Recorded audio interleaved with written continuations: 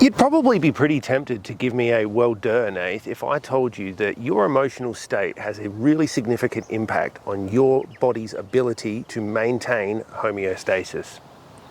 The medical and scientific circles are only just really scratching the surface when it comes to this, and it's something that is one of the key takeaways in the book we're discussing today, When the Body Says No, The Hidden Cost of Stress by Dr. Gabor Maté. Let's see what it's all about.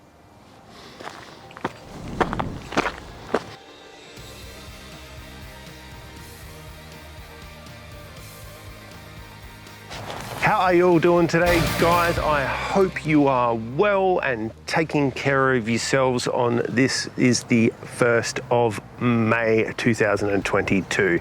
As you guys know, I have been quite a big fan of Dr. Maté's work for quite some time. I've previously reviewed at least one or two of his books here on the channel. And for those of you who've never heard of him before, Dr. Maté is an MD and psychologist who works in the United States of America and Southern Canada. And he specializes in areas like early childhood trauma and the ramifications that happen from that latter in life, and also mental health and drug rehabilitation and counseling. I really fell in love with his work in the first book that I read, which is In the Realm of Hungry Ghosts, which is a story about, or should I say, it's a book about the stories he collected and the people he worked with in his drug rehabilitation center in one of the worst parts of, I can't remember whether it was New York or Vancouver, but some pretty harrowing stories that came out of that one. So essentially the human body is a networked system of systems. So it's a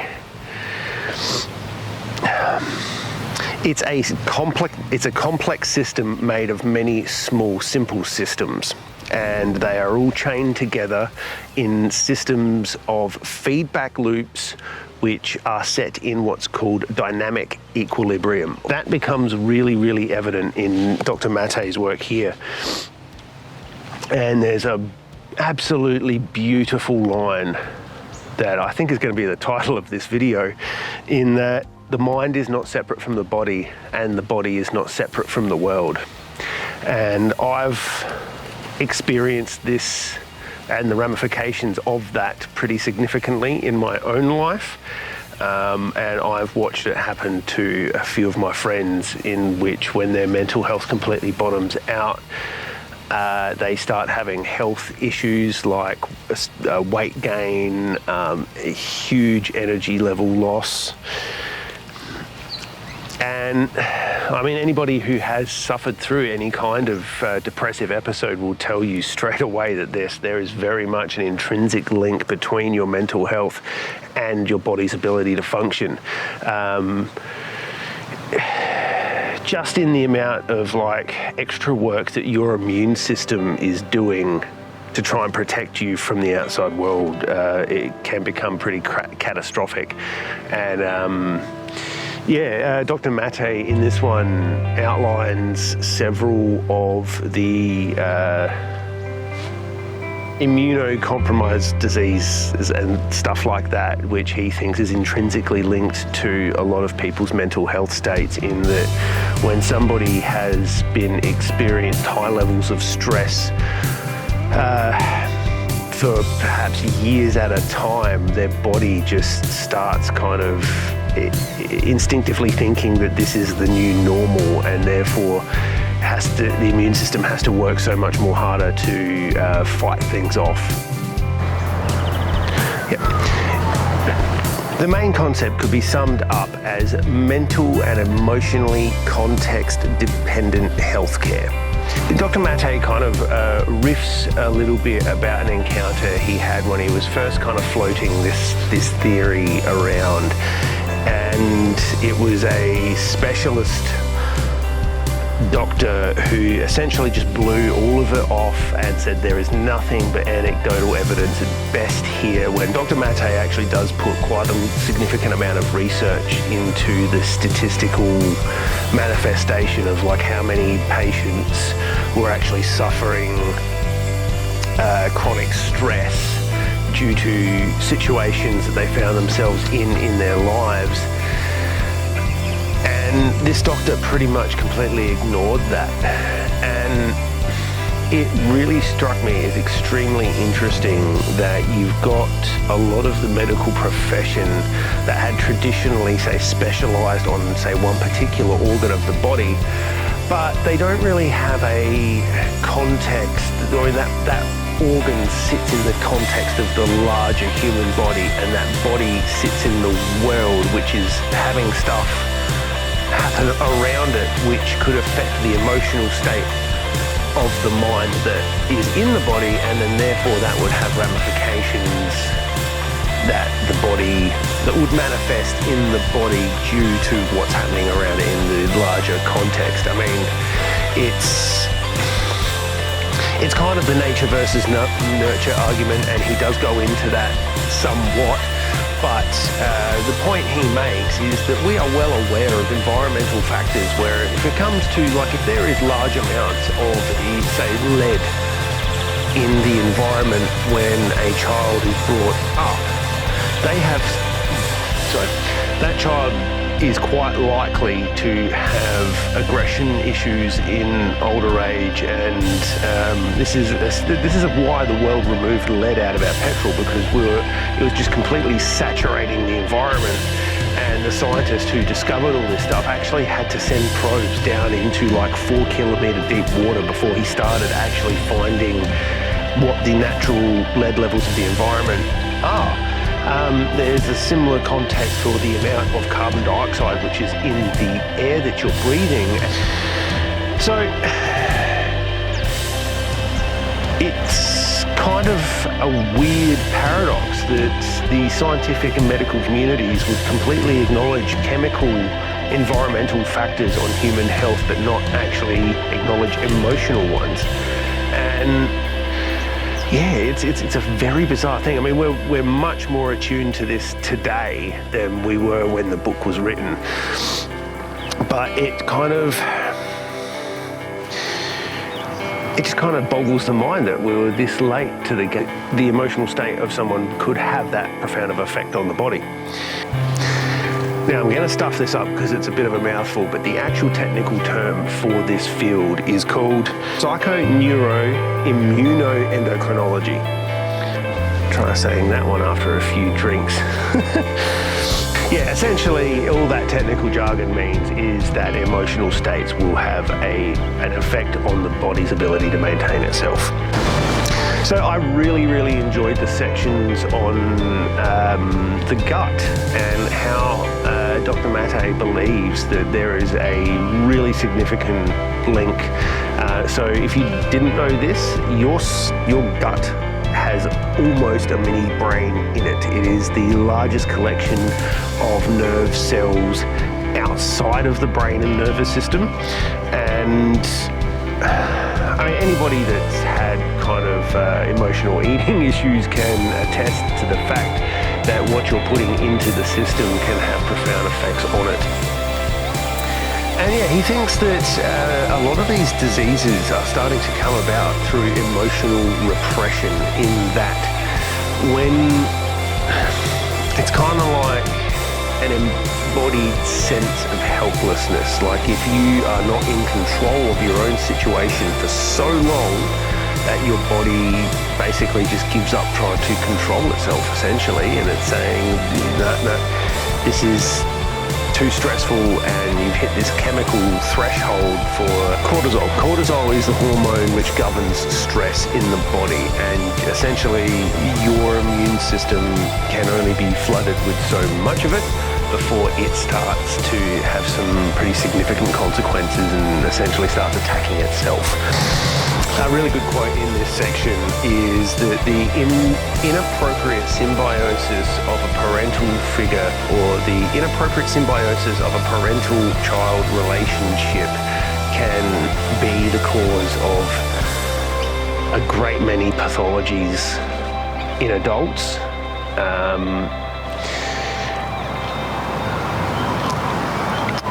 In that you'll see people not really develop properly into adults if they don't have a proper relationship between them and their parents.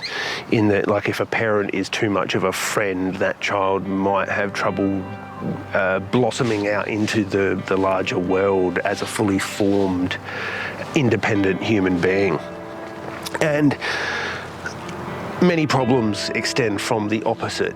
There's kind of, like a great many things in life, all these conditions exist on a bit of a bell curve, in that you can sway either end, like positively or negatively, and either end can, like if you do too much parenting or you do not enough, both can have serious consequences for the child.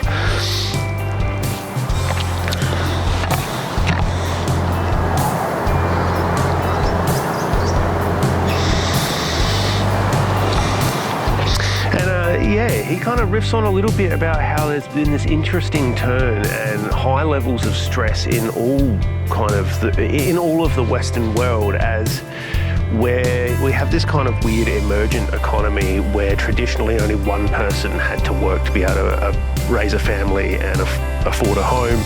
But as we're coming into the 21st century, that's completely shifting, in that we only partially raise our children now. So we're kind of outsourcing parenting, and that is also having, namely because it's not that we don't want to parent, it's the fact that we can no longer afford to.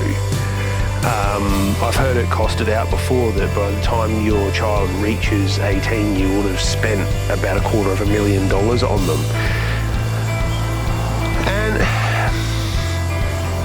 I mean, that's not even starting on things like houses and things like that. So you can completely understand why there's a fair amount of parental-related trauma in children from basically about the end of World War II onwards. We're like 2 or 3 generations deep into this now, and some people are making money from the problem, but because they are making money, we can't say, like, the people who could fix the problem have no interest in fixing the problem because they're actually profiting from it at the moment.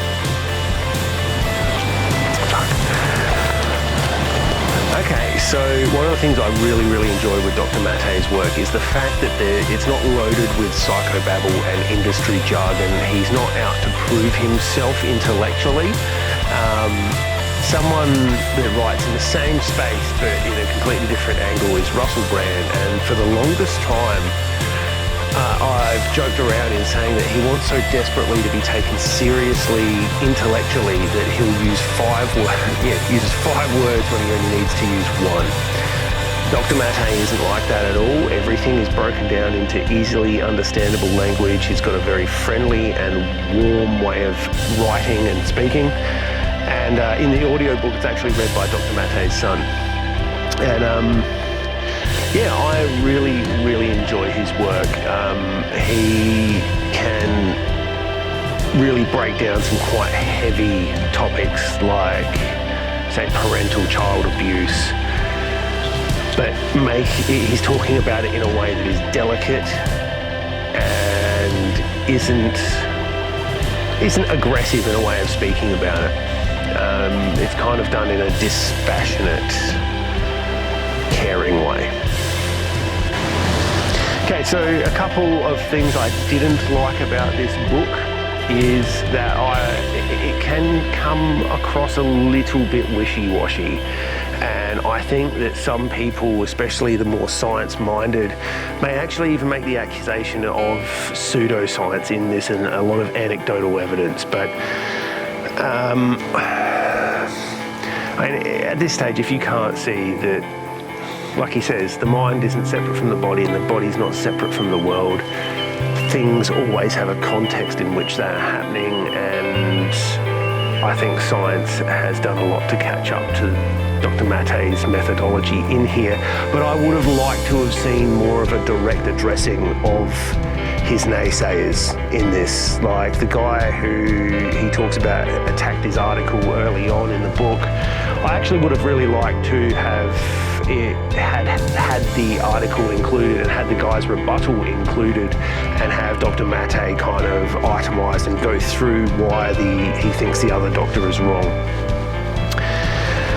So yeah, like I said, it is possible that it could come off as a little bit wishy-washy, but it is all done with the best intentions, and I think that there is more than enough evidence to back Dr. Maté in his conclusions here.